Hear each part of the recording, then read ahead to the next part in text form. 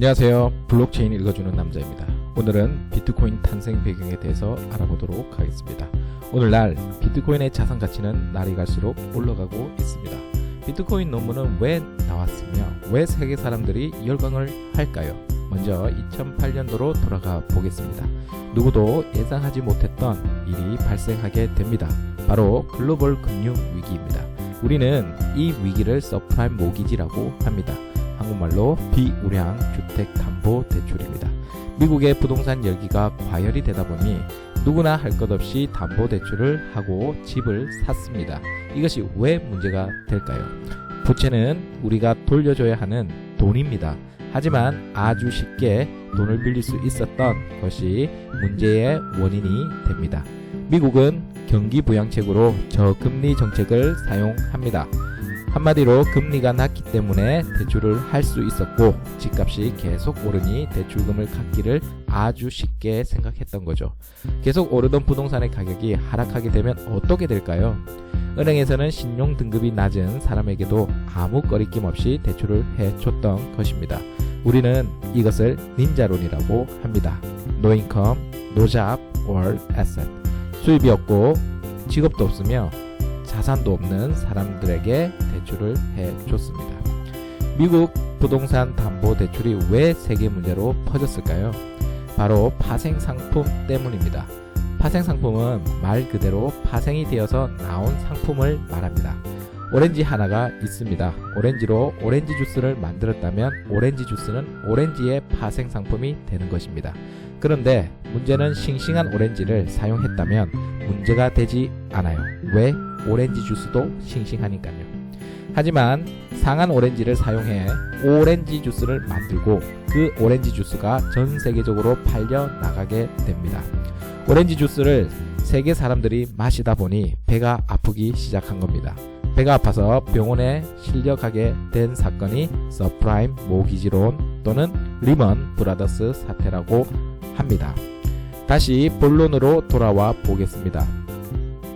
집을 사기 위해 주택저당권을 찾게 됩니다. 그것을 우리는 은행에 보유하는 채권이라고 생각할게요. 그 채권을 은행이 가지고 있으면 안전한 반면 월 납부 금액이 적고 원금 회수 기간이 길기 때문에 큰 소득을 창출할 수 없습니다. 그래서 은행은 머리를 쓰기 시작합니다. 어떻게 하면 빨리 원금을 회수할 수 있고 또 다른 곳에 투자를 해 다른 소득원을 창출할 수 있을까라고 말이지요. 은행이 보유하고 있는 주택저당 채권에 대한 파생상품을 만드는 것은 그것을 우리는 MBS 주택저당증권이라고 합니다. MBS 주택저당증권은 또 다른 파생상품을 만듭니다. 우리는 그것을 CDO 부채담보부 증권이라고 합니다. 썩은 생선과 멀쩡한 생선을 함께 넣어 매운탕을 끓여 사람들에게 판매한 거죠. 이렇게 파생상품이 만들어져서 전 세계가 모두 투자했던 겁니다. 결국 우대금리가 끝이 나고 변동금리로 전환되면서 갚아야 할 금리가 올라가게 됩니다. 금리를 상환할 수 없었던 많은 대출자들은 파산하게 되고 부동산들이 경매에 들어가게 됩니다. 부동산 자산의 가치는 폭락하게 되었고 전 세계 파생상품에 투자했던 모든 사람들이 손해를 보게 되었습니다. 문제가 일어나면 해결하면 될 것을 무엇이 문제란 말인가요? 문제는 여기서부터 발생합니다. 바로 글로벌 금융위기를 발생시켰던 월스트리트의 은행들은 오히려 큰 성과금 파티를 했다는 것입니다. 무엇으로? 국민의 세금으로.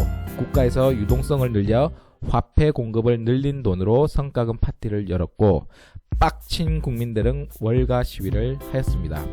화폐를 발행하는 국가는 화폐 주조 차익, 시늉리지 효과를 톡톡히 누리고 결국 국가에서 발행되는 돈의 양은 늘어나게 되면서 우리가 가지고 있는 돈의 가치는 떨어지게 됩니다.